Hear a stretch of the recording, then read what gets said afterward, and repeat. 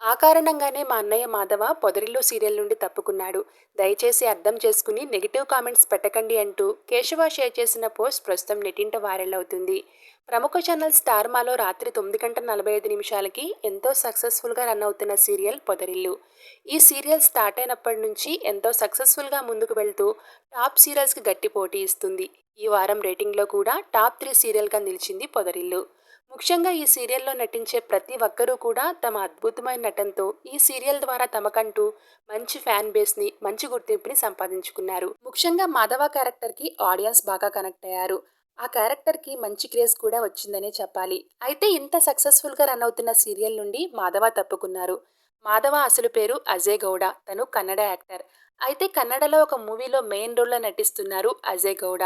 ఇక మూవీ షూటింగ్కి dates adjust కాక పొదరిల్లు సీరియల్ నుండి తప్పుకున్నారు అజయ్.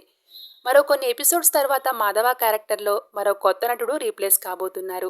ఇక ఈ అసలు విషయం తెలియక కొంతమంది నెటిజన్లు మాధవ రెమ్యునరేషన్ ప్రాబ్లం వల్ల సీరియల్ నుండి తప్పుకున్నారు అంటూ నెగిటివ్ కామెంట్స్ పెడుతున్నారు. ఇక ఆ నెగిటివ్ కామెంట్స్పై కేశవ సోషల్ మీడియా వేదికగా రిప్లై ఇచ్చాడు.